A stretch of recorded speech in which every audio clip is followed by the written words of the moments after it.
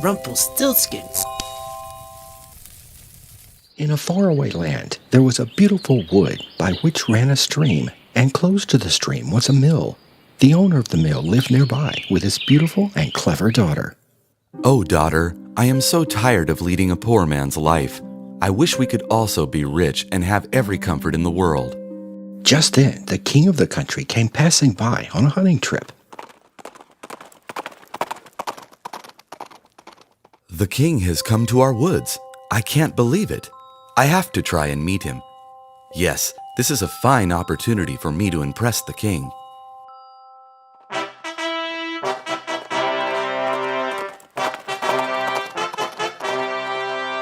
The miller made his way to where the king was. Bowing before the king, the miller said, Your Majesty, I am indeed honored to meet you. Won't you please come this way? I would like you to meet my beautiful and talented daughter. Really? What special talent does your daughter have that I would want to meet her? Oh yes, Your Majesty, my daughter can spin gold from straw.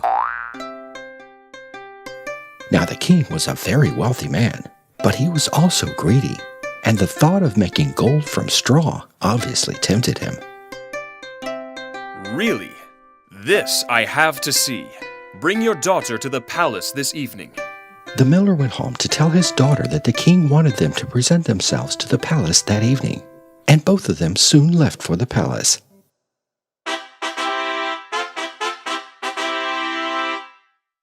Arriving at the palace, the miller and his daughter were quickly ushered in to meet the king. The king was pleased to meet the miller and his daughter and said, Your daughter is indeed beautiful, and now we will see how she spins straw into gold. So saying, the king led the daughter to a room in the palace where there was a spinning wheel and a large pile of straw. Now set to work and show us your talent. All this straw must be spun into gold by morning, if you love your life. The daughter tried to plead with the king that it was just an empty boast that her father had made, but all in vain, as the king did not listen and locked the room and went away. Oh, woe my fate! What has my father done? How am I going to do this impossible task? Just then, a funny-looking old man hobbled into the room. Now, pretty lass, why do you weep so? Oh, sir, I must spin all this straw into gold by morning, or the king will kill me. I just don't know what to do. If I spin this straw into gold, what will you give me? Can you really help me, sir? Oh, I will be so grateful. Let me see. Here, I will give you my necklace. Okay, lassie. Now stop crying and go sit down and let me work. The funny old man sat himself at the spinning wheel.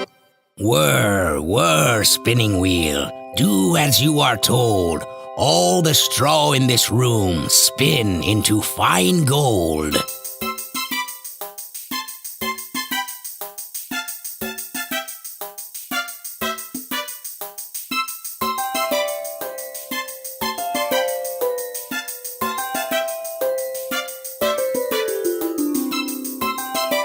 What an amazing sight it was! As the miller's daughter watched in surprise, the pile of straw was soon turned into gold.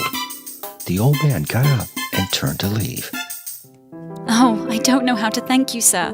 I don't know what I would have done without your help. Here is my necklace.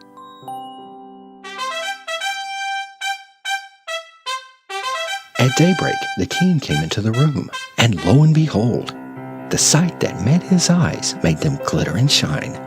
I can't believe what I'm seeing. Now I know you are truly talented. However, the king's greed became even more, and he planned to have the miller's daughter spend even more gold the next day.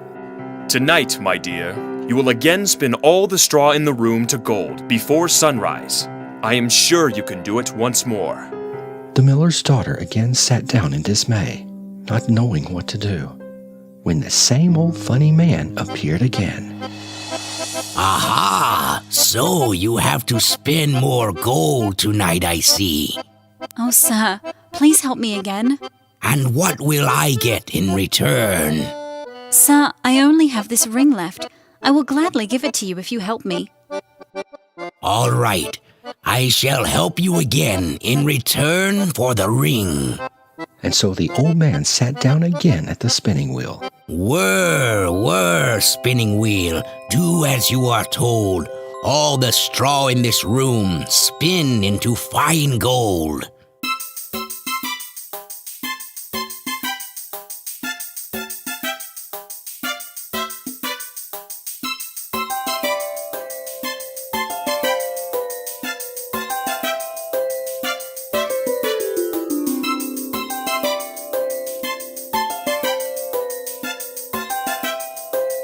Once again, all the straw turned into gold, and the old man picked up the ring and left.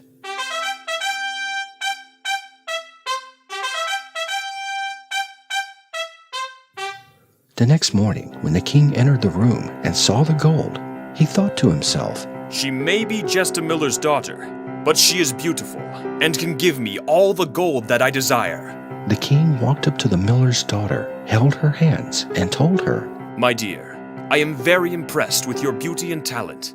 Tonight you will be given even more straw to spin.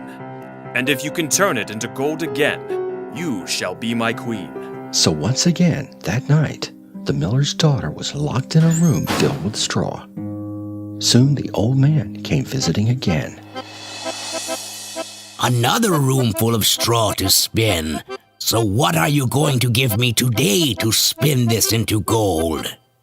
Oh, sir, I have nothing more to give you, but the king has said that if I spin all this straw into gold tonight, he will make me his queen. Then I can give you all that you desire. The old man kept thinking for some time, and finally told the miller's daughter, I have no desire for any wealth, but you must promise me that you will give me your firstborn child. The miller's daughter looked at the old man in amazement, but she was so desperate and didn't know what else to do. So she made the promise to the old man. He again sat at the spinning wheel. Whir, spinning wheel, do as you are told. All the straw in this room spin into fine gold.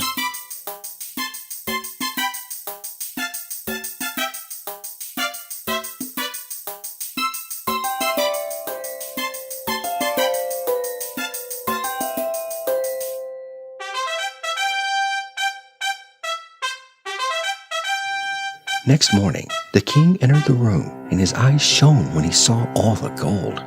My dear, as I said, I will now marry you and make you my queen. Let there be rejoicing in the kingdom to welcome the new queen. The king and queen lived happily for many years and were blessed with a baby boy. However, by now, the queen had forgotten her promise to the funny old man who had helped her, until he came to visit her one day when she was playing with her precious child. I hope you remember me and the promise you made to me, O queen.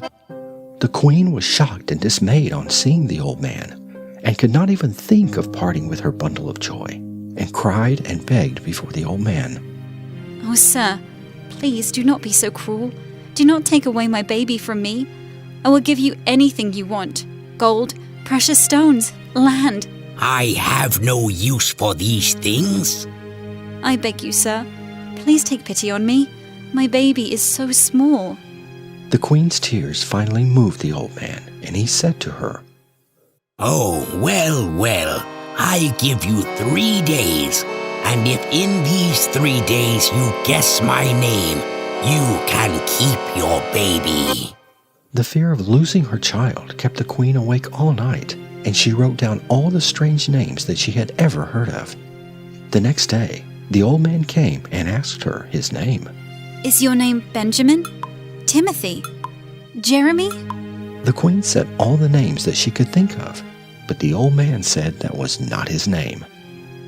You have tried, but what my name is, a guess you could not make. You have 2 days more, then your baby I will take. So saying, the old man went away. I have to somehow guess what the old man's name is. I cannot even think of giving my baby away. Oh, what shall I do? The next day, The queen dispatched messengers across the kingdom to find out all the possible strange names. However, when the old man came, though she repeated all the names the messengers had given her, she could not guess the old man's name.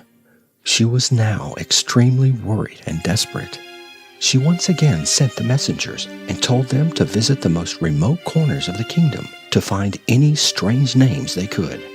The messengers came back with no new names, but one messenger told the queen that he wished to have a word with her. Your Majesty, I could not find any new names, but I saw a strange sight today. As I was climbing down a hill, I entered a forest, and amongst the tall trees was a small cottage. There was a fire burning outside and a strange figure dancing around it and singing. Today I brew, tomorrow I bake, and after that, the child I'll take. Never can the queen guess that Rumpelstiltskin is my name. The queen was overjoyed and rewarded the messenger with gold and precious jewels. Now I'll see how he will take my baby, the funny old man. The next day, all the courtiers gathered around the queen where she sat on her throne, and the nurse stood beside her with the baby in her arms when the old man arrived. Oh, sir, I have been thinking and thinking of what your name could be. Is it Tom? Is it Jemmy? The queen kept on saying names, and each time the old man kept shaking his head, his smile growing wider and wider. I can't think of any more names. Wait a minute. Could your name be Rumpelstiltskin? The old man was outraged on hearing this. You could not have guessed my name. Some witch has told you. Some witch has told you. So angry was he that he stamped his right foot with so much force that it sank into the floor. He forcefully pulled it out with both hands and made his way out amidst the jeering of all the courtiers. The queen was finally relieved and lived happily ever after with the king and her baby.